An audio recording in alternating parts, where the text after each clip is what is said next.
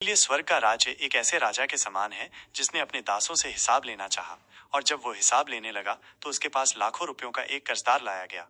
उसके पास चुकाने के लिए कुछ भी नहीं था, इसलिए मालिक ने आदेश दिया कि उसको, उसकी पत्नी, बच्चों और जो कुछ भी उसके पास है सब बेचकर कर्ज चुकाया जाए।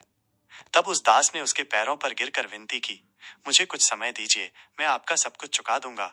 तब उस दास के मालिक को दया आ गई और उसने उसे मुक्त कर दिया और उसका कर्ज माफ कर दिया। वही दास जब बाहर गया तो उसे अपने साथ का एक दूसरा दास मिला जिस पर उसके 100 रुपए बकाया थे। तब उसने उसे पकड़कर उसका गला दबाते हुए कहा, जो मुझ पर बकाया है वो दे दे। ये देखकर उसका साथी दास उसके पैरों पर गिरकर गिड़गिड़ाया, मुझे कुछ समय दीजिए, मैं आपका कर्ज चुका दूंगा। लेकिन उसने उसकी नहीं सुनी और जाकर उसे तब तक के लिए जेल में डाल दिया जब तक कि वो कर्ज चुका ना दे। जब ये घटना उसके साथी दासों ने देखी तो वे बहुत दुखी हुए और उन्होंने जाकर सब कुछ अपने मालिक को स्पष्ट रूप से बताया। तब उसके मालिक ने उसे बुलाया और कहा, अरे दुष्ट दास, जब तूने मुझसे विनती की तो मैंने तेरा सारा कर्ज माफ कर दिया था। मैंने जैसे तुझ पर दया की वैसे ही क्या तुझे भी अपने साथी दास पर दया नहीं करनी चाहिए थी?